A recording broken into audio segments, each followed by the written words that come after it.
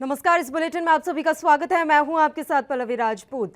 Lockdown के बीच कांग्रेस सांसद राहुल गांधी ने आज चौथी बार पत्रकारों से बातचीत की। वीडियो कॉन्फ्रेंसिंग के जरिए हुई इस प्रेस कॉन्फ्रेंस में राहुल ने कहा कि लॉकडाउन पूरी तरह से फेल हो गया है। उन्होंने कहा कि प्रधानमंत्री नरेंद्र मोदी को उम्मीद थी कि कोरोना 21 दिन में कंट्रोल हो जाएगा, मगर 60 दिन हो चुके हैं और केसेस बढ़ते जा रहे हैं। भारत उन देशों में से है जहां कोरोना सबसे तेजी से फैल रहा है। कांग्रेस सांसद ने कहा कि पीएम और उनके एडवाइजरी स्टाफ ने ये उम्मीद नहीं की थी कि ऐसा हो जाएगा। राहुल गांधी ने कहा कि लॉकडाउन के 4 स्टेज फेल हो चुके हैं। ऐसे में मैं सरकार से पूछना चाहता हूं कि आगे के लिए उसकी रणनीति क्या है, मजदूरों के लिए क्या व्यवस्था है, एमएसएमई को कैसे खड़ा करेंगे। सरकार कहती है कि जीडीपी का 10 पैकेज के रूप में दिया है, मगर असल में 1% ही मिला है। कांग्रेस नेता ने कहा कि बेरोजगारी की समस्या कोरोना की वजह से नहीं आई है, वह पहले से ही चली आ रही थी। अब इस पूरी समस्या में एक नया एलिमेंट जुड़ गया है। कारोबार बंद हो गए हैं, कई सारे मझोले उद्योग बंद होने की कगार पर हैं। इसके अलावा चीन और नेपाल के साथ सीमा विवाद पर राहुल गांधी ने सरकार से ट्रांसपेरेंसी की डिमांड की है। उन्होंने कहा कि बॉर्डर पर जो भी हुआ उसके बारे में सरकार को साफ साफ बताना चाहिए। राहुल ने कहा कि एक बार सरकार पूरी जानकारी सामने रख दे, फिर ही मैं इस मसले पर कुछ कहूंगा।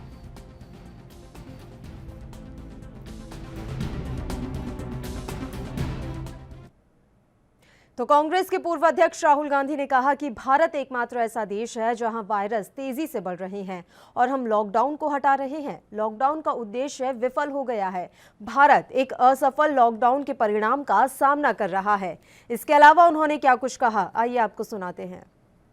I'm just stating a simple fact that what we expected from the lockdown has not occurred. Disease profile is shooting up. In number of states, it is shooting up. What is the government thinking of doing going forward? The Congress party is in power in 3 or 4 states. We know what we are planning.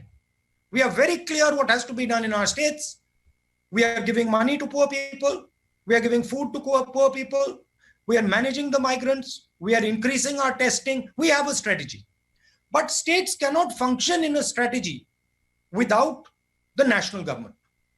States are hamstrung if the national government is not behind states.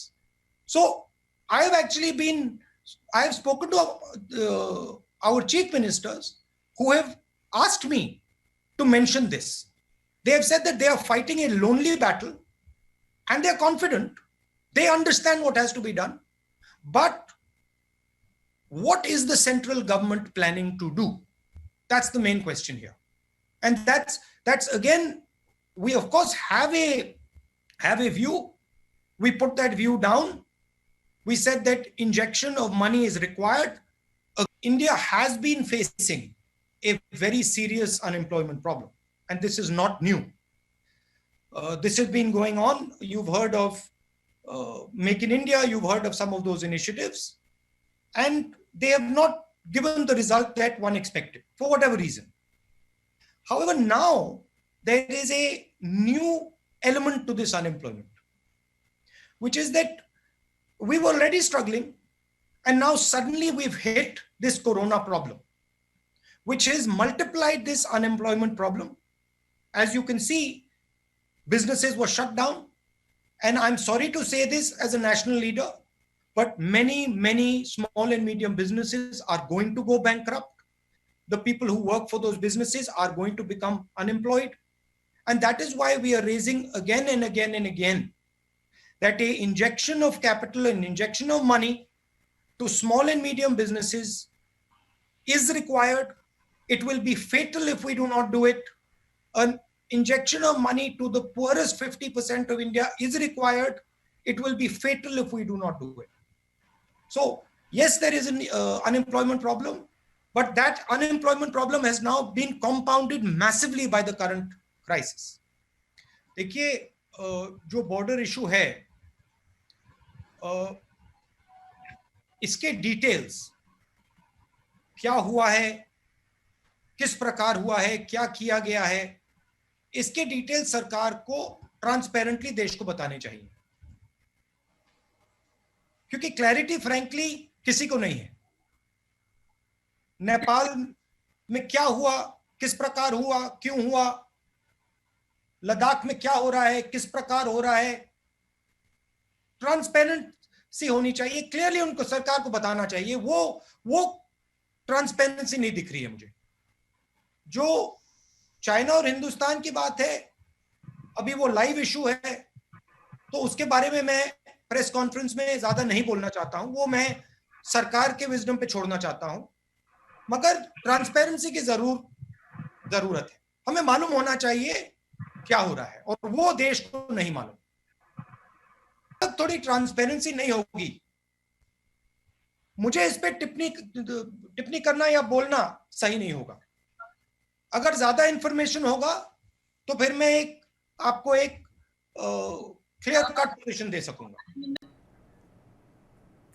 तो lockdown के बीच आज कांग्रेस सांसद राहुल गांधी ने चौथी बार press conference की और वो लगातार सरकार पर हमलावर हैं। कई तरह के सवाल राहुल गांधी की तरफ से उठाए जा रहे हैं, लेकिन कहीं ना कहीं भारतीय जनता पार्टी इन सवालों का जवाब देने से बचती हुई नजर आ रही है। आज एक बार फिर उन्होंने लॉकडाउन को लेकर सवाल उठाए। राहुल गांधी ने साफ तौर पर कहा कि प्रधानमंत्री नरेंद्र मोदी को उम्मीद थी कि कोरोना 21 दिन में कंट्रोल हो जाएगा, लेकिन 60 दिन हो चुके हैं और केसेस बढ़ते ही जा रहे हैं। भारत उन देशों में से है जहां कोरोना सबसे तेजी से फैल रहा है। इस मसले पर चर्चा के लिए सबसे पहले बीजेपी नेता विनीत त्यागी जी इस समय फोन लाइन पर जुड़े हुए हैं। विनीत जी, आखिर क्यों बच रहे हैं आप राहुल गांधी के सवालों से? वो लगातार हमलावर हो रहे हैं, उनकी तरफ से इतने सारे सवाल उठाए जा रहे हैं, लेकिन आप किसी का भी जवाब देते हुए नजर नहीं आ रहे। विनीत त्यागी जी से हमारा संपर्क टूट गया है, हम फिर से उनसे जुड़ते हैं तो आपको हम यहाँ बता रहे हैं कि किस तरह से राहुल गांधी की तरफ से एक के बाद एक सवाल उठाए जा रहे हैं। लगातार वो सरकार के फैसलों पर सवाल उठा रहे हैं और उनसे जवाब की आशा कर रहे हैं, लेकिन भारतीय जनता पार्टी इस समय इन सवालों के जवाब देने से बच रही है। आज उन्होंने लॉकडाउन को लेकर सवाल उठाए। उनका कहना था कि साफ तौर पर ये लॉकडाउन के जो 4 चरण है वो फेल हो चुके हैं। अब वो ये जानना चाहते हैं कि सरकार की आगे की रणनीति क्या है। साथ ही उन्होंने मजदूरों और अर्थव्यवस्था को लेकर भी आज की प्रेस कॉन्फ्रेंस में चर्चा की। उन्होंने कहा कि क्या कुछ व्यवस्थाएं हैं मजदूरों के लिए, एमएसएमईज को कैसे खड़ा करेंगे ये भी सरकार को बताना होगा। उन्होंने ये भी कहा कि जीडीपी का 10% पैकेज के रूप में सरकार ने देने की घोषणा की है, वादा किया है, लेकिन असल में सिर्फ 1% ही मिला है।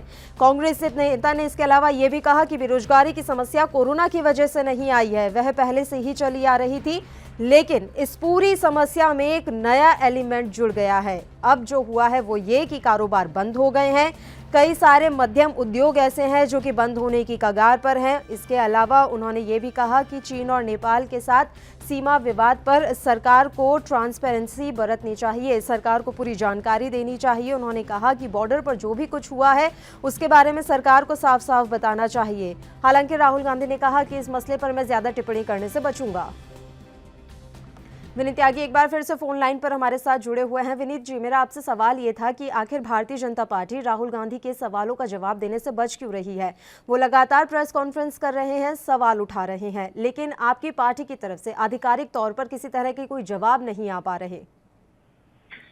नहीं, भारतीय जनता पार्टी किसी भी तरीके के जवाब को देने से बच नहीं रही है, लेकिन आपको ये भी देखना होगा कि सवाल किस तरह के हैं और राहुल गांधी को आजकल देश में कितने लोग सीरियस लेते हैं, आपको ये भी देखना होगा। अब उनकी बचकानी बात आप देखिए, वो कहते हैं कि महाराष्ट्र में हम लोग सपोर्टिंग गवर्नमेंट में हैं, हम पावर में नहीं हैं, लेकिन साथ ही आप देखेंगे कि 10 मिनिस्ट्रीज उनके पास हैं, जिसमें रेवेन्यू, पीडब्ल्यूडी, पावर, एजुकेशन जैसी मिनिस्ट्रीज भी शामिल हैं। मतलब आप पावर चाहेंगे, सत्ता होगी आपके पास, लेकिन अकाउंटेबिलिटी आप नहीं चाहते। तो अब इन बचकानी बातों का क्या जवाब दिया जाए? विनीत जी, उन्होंने तो सवाल ये भी ऐसा कहा है कि भारत एकमात्र ऐसा देश है जहां कोरोना के केसेस बढ़ रहे हैं और हम लॉकडाउन हटा रहे हैं। क्या इसमें सच्चाई नहीं है? जिस तरह से लॉकडाउन 4 में छूट दी गई है, वो कोरोना के केसेस को देखते हुए आपको सही लग रहा है? देखिए, भारत ने लॉकडाउन सही समय पर किया, ये पूरे विश्व के एनालिसिस में कहा गया, और हमारा डिसीजन एकदम राइट टाइम पे था, जिसकी वजह से हमने कंटेन किया था कोरोना वायरस के स्प्रेड को। और हमें उस वक्त की जरूरत थी, उस समय की जरूरत थी तैयारी करने के लिए। तो उस बीच हमने देश को तैयार किया, अपना हेल्थ इंफ्रास्ट्रक्चर। आपको याद होगा कि जब कोरोना वायरस हमने लॉकडाउन यहाँ किया था 23 मार्च को, उस वक्त भारत में एक भी पीपीई किट हो, मास्क हो, ये सब कुछ भी मैन्युफैक्चर नहीं होता था, 100% बाहर से आता था। लेकिन आज जब हम खड़े हैं तो यहाँ पर लाखों लाखों पीपीई किट हो या मास्क हो, भारत में ही मैन्युफैक्चर हो रहा है। तो इस तरह की तैयारी की भारत को जरूरत थी। आप बेड्स देख लें, आप वेंटिलेटर्स देखें, तो ये सब तैयारी करने में के लिए हमें कुछ समय चाहिए था। तो आज भारत तैयार है खुद को खोलने के लिए। दूसरा कि इकोनॉमी, हमें वापस अपनी सामान्य जीवन पे तो जाना ही होगा। अब जनता, भारत देश और भी देश सब सीख रहे हैं कि कोरोना के साथ रहना कैसे है। वो सब प्रिकॉशंस भी हैं और तैयारी भी है, तो हमें ओपन अप तो होना ही है। ये तो हमें समझना ही पड़ेगा। बाकी जो राहुल गांधी कह रहे हैं कि जिन देशों ने पहले लॉकडाउन नहीं किया शुरुआत में, उन्होंने क्या भुगता है वो हम सब जानते हैं। आप यूएस का उदाहरण लें, बड़े दुख के साथ कहना पड़ता है, सही वक्त पे एक एनालिसिस यूएस में आया कि एक वीक पहले अगर उन्होंने अपना सोशल डिस्टेंसिंग की गाइडलाइन जारी कर दी होती तो 36,000 डेथ वो बचा सकते थे। एक एनालिसिस अभी यूएस में आया है। जी, जिस तरह से कोरोना के केसेस इन दिनों बढ़ रहे हैं और आप कह रहे हैं कि सबसे पहले लॉकडाउन इसलिए किया गया था ताकि सरकार अपनी तैयारियां कर सके, उन तैयारियों का ये नतीजा है? देखिए, अब जब आप बढ़ने की बात कर दी, ये जो बीमारी जिसकी हम बात कर रहे हैं कोविड-19, ये one of the most contiguous, सबसे ज्यादा फैलने वाली बीमारियों में से एक है। जो ये इस तरह की स्थिति पूरे विश्व ने पहले कभी नहीं देखी। और ऐसा नहीं है कि खाली भारत में ये बढ़ रहे हैं। आप विश्व से जब तुलना करेंगे बाकी देशों से, तो भारत काफी अच्छी स्थिति में है, ये आप देखेंगे। लेकिन अभी लड़ाई बहुत लंबी है और हमें जान जान दोनों बचाने हैं। तो हमने एक सही निर्णय लॉकडाउन का लिया जब हमें जान बचानी थी। अब हम थोड़ा तैयार हैं और इकोनॉमी भी हमें ओपन करनी है। भुखमरी भी कोविड जैसी ही भयंकर हो सकती है अगर हम उसको, इकोनॉमी को बंद ही रखें। तो बंद तो नहीं रख सकते हैं, ओपन अप होना है तैयारी के साथ, सावधानी के साथ। जितने प्रिकॉशंस हैं, सोशल डिस्टेंसिंग के मेजर्स हैं, उन सबको लेते हुए, अपना मेडिकल इंफ्रास्ट्रक्चर को तैयार रखते हुए, तो हमें ओपन अप तो होना ही है। जी, इस चर्चा के लिए शीतल म्हात्रे, कांग्रेस नेता, भी इस समय फोन लाइन पर हमारे साथ जुड़ी हुई हैं। आप भी हमारे साथ लगातार बने रहिए। शीतल जी, जिस तरह से राहुल गांधी सवाल उठा रहे हैं, भारतीय जनता पार्टी का ये कहना है कि उनके सवाल कितने गंभीर हैं और कितना सही, ये पूरा देश जानता है। भारतीय जनता पार्टी कितनी गंभीर है तो वो उसी टाइम पता चल गया कि सारे देश में, नहीं पूरे विश्व में पैंडेमिक बढ़ रहा था और हमारे देश में ट्रंप की स्वागत की तैयारियां की जा रही थी। लॉकडाउन किया या नहीं किया वो चर्चा की बात है, लेकिन कुछ अगर किया भी है तो कुछ सोच समझ के करके और प्लानिंग करके। चलो 2 महीने बीत गए, कि अभी कोई भी भारतीय जनता पार्टी का बंदा बता सकता है कि क्या प्लानिंग है और आगे का क्या प्लान ऑफ एक्शन है सरकार का? 4 घंटे में लॉकडाउन करना, अभी लॉकडाउन उठा देना, कुछ तो स्ट्रैटेजी होगी, कुछ तो सोचा होगा कि अभी लॉकडाउन में भी अगर केस बढ़े हैं तो लॉकडाउन उठाने के बाद क्या हल होने वाला है, उसके लिए सरकार ने क्या सोचा है? क्या ये देश का हक नहीं बनता कि देश जान पाए कि उनकी सरकार थाली बजाने, दिया जलाने के अलावा कुछ कर रही है कि नहीं? ये सारे नागरिकों का हक बनता है कि सरकार देशवासियों को बताए कि आगे का प्लान क्या है। विनीत त्यागी जी, सरकार लोगों को बताए, अवगत कराए कि आगे की क्या कुछ रणनीति है। जी, आगे की रणनीति भी हम बताएंगे, लेकिन शीतल जी से पहले मैं कुछ चीजें पूछना चाहता हूं। राहुल गांधी जी ने आज प्रेस कॉन्फ्रेंस में कहा कि महाराष्ट्र में हम डिसीजन मेकिंग में नहीं है, हम सपोर्टिंग गवर्नमेंट में हैं। मैं ये पूछना चाहता हूं, आपके पास 10 मिनिस्ट्रीज हैं, आप पावर की मिनिस्ट्री, एजुकेशन, पीडब्ल्यूडी, रेवेन्यू जैसी मिनिस्ट्रीज आपके पास हैं, लेकिन आप पावर में, डिसीजन मेकिंग में नहीं है। आप सत्ता चाहते हैं, लेकिन अकाउंटेबिलिटी किसकी तय होगी? महाराष्ट्र की जिम्मेदारी से आप कैसे बच सकते हैं? आप देश से जब सवाल पूछते हैं, जहां आप सत्ताधारी पार्टी बने हुए हैं, वहां इतना बुरा हाल है, खाली मुंबई में इतना बुरा हाल है, उसकी अकाउंटेबिलिटी से आप खाली एक राहुल गांधी की स्टेटमेंट देकर बच जाएंगे क्या? पहली बात तो ये। दूसरा, जहां तक दूसरा, और फिर भी मुंबई में सबसे ज्यादा केसेस बढ़ रहे हैं, अकाउंटेबिलिटी क्या अकेला शिवसेना लेगा या भारतीय जनता पार्टी भी उसका हिस्सा बनेगी? सत्ता में है, आप जानते हो कांग्रेस नंबर 3 पर है जो सपोर्टिंग गवर्नमेंट के लिए है। सारे डिसीजन माननीय मुख्यमंत्री उद्धव ठाकरे जी ले रहे हैं। आज सबसे ज्यादा केस महाराष्ट्र में हो रहे हैं क्योंकि बॉम्बे है जो फाइनेंशियल कैपिटल है, इंटरनेशनल फ्लाइट आई है और सेंटर की बजट के बिना आज महाराष्ट्र चल रहा है। आजादी से आज तक कांग्रेस पार्टी और विशेषतः ये गांधी परिवार सिर्फ यही करता आया है कि सत्ता का सुख हम भोगेंगे, लेकिन अकाउंटेबिलिटी किसी और की तय होगी। और आज उस बलि को चढ़ाने के लिए उद्धव ठाकरे के सामने है कि उनको बलि का बकरा हमने बनाकर इतनी प्रगति करी है कि आज हमने हाइड्रोक्लोरिन टैबलेट यूएस को एक्सपोर्ट की है। ये 70 सालों के राज का ही कारण है। आप 5 साल या 10 साल का या 5-7 साल का बता सकते हो? कांग्रेस पार्टी इतनी कंफ्यूज है कि जब लॉकडाउन करने जाते हैं तो पूछते हैं कि लॉकडाउन क्यों कर रहे हैं आप, जब लॉकडाउन हटाने जाते हैं, खोलने जाते हैं तो पूछते हैं कि लॉकडाउन खोल क्यों रहे हैं आप। लॉकडाउन मैंने वही कहा, आप ठीक से समझ नहीं पाए या समझना नहीं चाहते। लॉकडाउन करने का 4 घंटे के अंदर लॉकडाउन करने का प्लानिंग के बिना ये कोई तरीका नहीं है। भारत के लॉकडाउन ठीक है, लेकिन उसकी भी प्लानिंग होती है। अब लॉकडाउन उठाने की भी प्लानिंग होनी चाहिए कि होने के बावजूद अगर केस बढ़ रहे हैं तो उठाने के बाद क्या करेंगे, इसके बारे में सरकार ने कुछ सोचा है क्या? पंजाब में अपने मुख्यमंत्री को बताई थी क्या, अरविंदर जी को? वो राजस्थान में अपने प्लानिंग बताई थी क्या, जहां पर बसों से उतरकर ट्रकों में मजदूरों को भरकर भेज दिया जाता है? आपने राजस्थान में बताई थी, आपने झारखंड में बताई थी? मजदूरों की बात करते हो तो नहीं थे आपको जानकारी अपने मुख्यमंत्री को वो प्लानिंग क्यों नहीं बताते? 1200-1500 किलोमीटर का सफर तय करने के लिए ट्रेन की जरूरत होती है और ट्रेन आपकी सरकार ने कितनी जल्दी चालू की। और उस ट्रेन की भी हालत सभी लोग जानते हैं। जाना तक अपनी राजनीतिक खोई हुई जमीन को कोरोना वायरस के ऊपर राजनीति करके वापस पाना चाहते हैं, लेकिन हम लोग कोई पूरी तरीके से आप कर रहे हो। इसी कोरोना के तहत आपने इसको धार्मिक मुद्दे भी बना दिए। ये आप लोगों का काम था, हम लोगों का नहीं। ठीक है शीतल जी, विनीत जी, मेरा सवाल आपसे, एक सेकेंड विनीत त्यागी जी, राहुल गांधी का कहना है कि आप एमएसएमईज को कैसे खड़ा करेंगे? आपने हालांकि जीडीपी के 10% का हिस्सा दिया है पैकेज के रूप में, लेकिन हकीकत में वो सिर्फ 1% है, ये कहना है राहुल गांधी का। देखिए, राहुल गांधी जी की मैथमेटिक्स थोड़ी अलग है। जिस वक्त हमारी निर्मला सीतारमण जी और अनुराग ठाकुर जी की प्रेस कॉन्फ्रेंस चलती है, उस वक्त तो कार्टून चैनल्स देखने में लगे रहते हैं। कैसे समझ आएगा? पढ़ते हैं नहीं प्रेस कॉन्फ्रेंस जो गवर्नमेंट की रोज होती है, वो देखते हैं नहीं, कैसे समझ आएगा उन्हें ये मैथमेटिक्स? ये फोटोशॉप कार्टूनबाजी करना छोड़ दो। जिस दिन आप लोग ये सब करना छोड़ोगे ना, तब आप सत्ता और एडमिनिस्ट्रेशन पे ध्यान दे पाओगे।